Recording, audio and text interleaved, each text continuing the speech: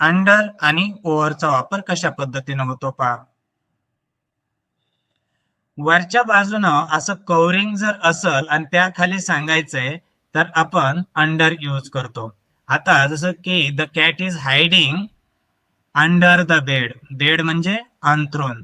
तर अंथरुणाच्या खाली कॅट जे आहे ते लपलेले आहे. तर हाईड म्हणजे लपणे. तो वर असं कव्हरिंग जर असल तर त्यावेळेस आणि त्याच्या खाली म्हणायचंय तर अंडर यूज करायचंय. She put the letter dash book. तर अंडर बुक येईल. का अंडर बुक येईल तर वरून कव्हरिंग असतं.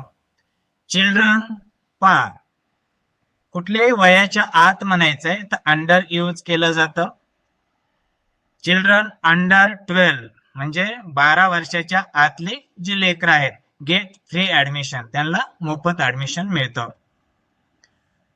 वर आहे आणि वर कव्हरिंग आहे. वर आहे आणि वर कव्हरिंग आहे तर ओव्हर यूज केलं जातं. आणि एखादी जागा आहे आणि त्याच्या इकडून तिकडं जात आहे म्हणायचे तरी ओव्हर यूज केलं जातं. जसं की the plane flew dash the mountains. तर माउंटेन्सच्या वरून अशा पद्धतीनं जात आहे तर त्यावेळेस इथं ओव्हर येईल.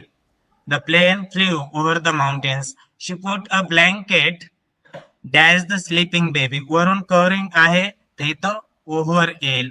She put a blanket over the sleeping baby. आणि जास्त आहे म्हणायचंय तरी पण ओव्हर यूज केलं जातं. जसं की he is over 6 feet tall म्हणजे 6 फुटांपेक्षा जास्त आहे. The bridge goes dash the river. आता नदी खाली वरून कव्हरिंग असल्यासारखा ब्रिज असतो त्यामुळं या ठिकाणी ओव्हर येईल. The bridge goes over the river.